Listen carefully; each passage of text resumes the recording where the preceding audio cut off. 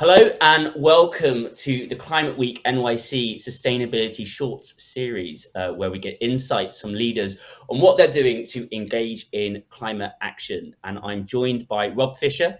He is the Impact and ESG leader at KPMG U.S. Joining us in New York City today. It's great to have you with us, Rob. Well, thanks very much, Adam. It's great to be here. I'm going to jump straight into my first question, which is an issue I care very much about. One of our issues, one of our main themes at Climate Week NYC this year is accountability. So what role does KPMG play in helping keep its clients accountable to their emissions reductions targets? Yeah, so great question, Adam. And I would say, we work with companies along the spectrum of where they are in the journey. And so for those that are relatively far along, we have a lot of our folks that are with us here at Climate Week.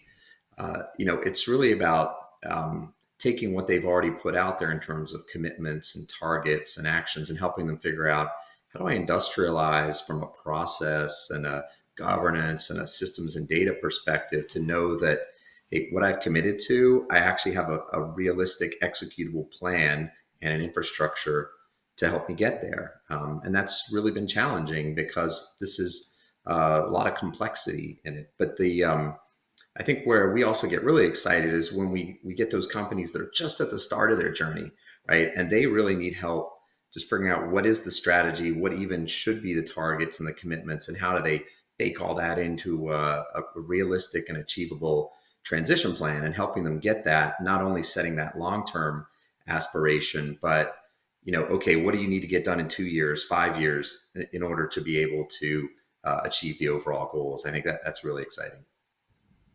I think it's really interesting. Data is something that comes up a lot. It's a really great way of actually proving impact as opposed to just sort of words. From your perspective, see, this is an area you're really focused on. How do you see data being a tool that can help companies and organizations reduce their carbon footprints?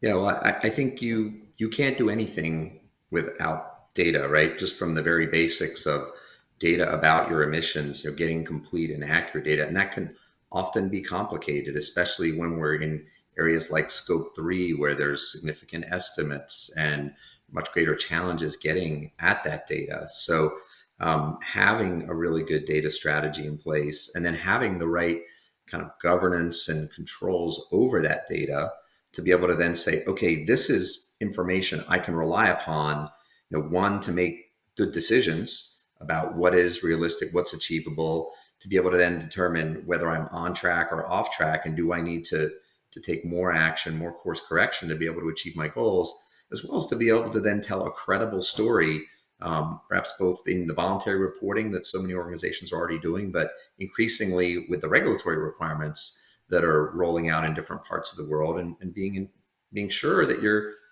complete and accurate in how you're relaying what your current position is. And I suppose trust is a really important thing here as well. Organizations, company, they've got so many stakeholders: customers, staff, shareholders, governments, regulators.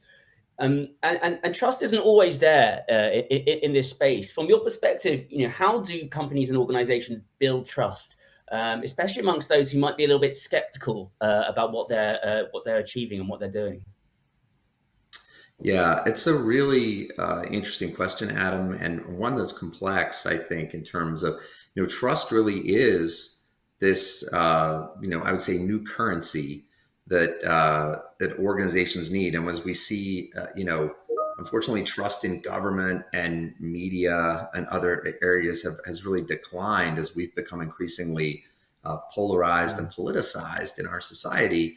And, all the studies we see are that businesses are increasingly being looked at as more trusted organizations.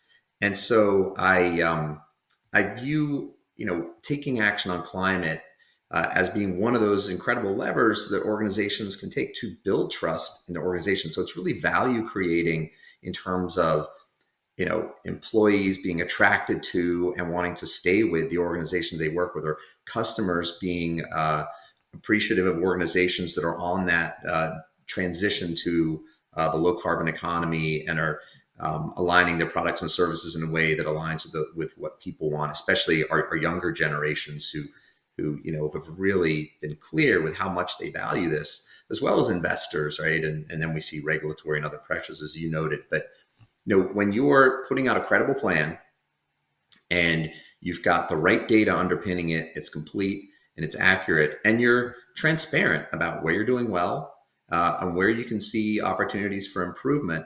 I think that's it really makes a big difference. I have some personal pride. We issued our first 2022 impact report this year, and I think if you look through that report, it's fair and balanced.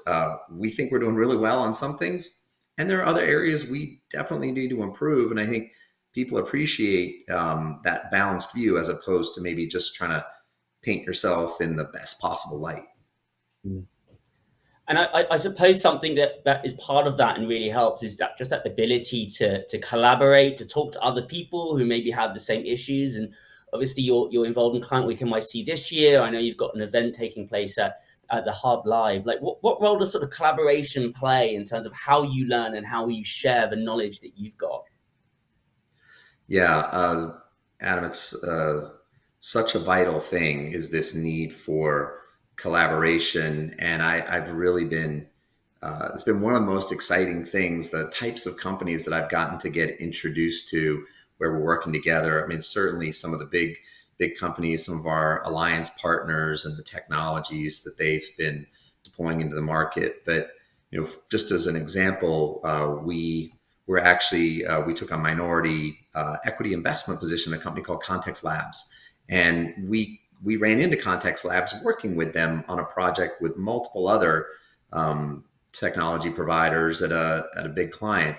And they've got blockchain technology that helps create verifiable emissions, so you can determine any venting and flaring on pipelines. You can get really accurate data to put on a blockchain to be able to report that accurately, or building emissions or what have you. And so it was an incredible way for us to get into areas that I don't know that we would have been in, but I think they got tremendous benefit from our view of maybe having some higher level strategic conversations about what clients are really looking for, the solutions they need to be able to have a great climate strategy and execute upon it. And so I see that as just one sort of micro example of collaboration that was just been hugely beneficial for us and for the clients that we've been serving together. Oh, it's really good to hear that. That certainly one of the main aims for Client Week NYC is also just bring people together, and that really does, as you suggest, make a big difference and a big impact.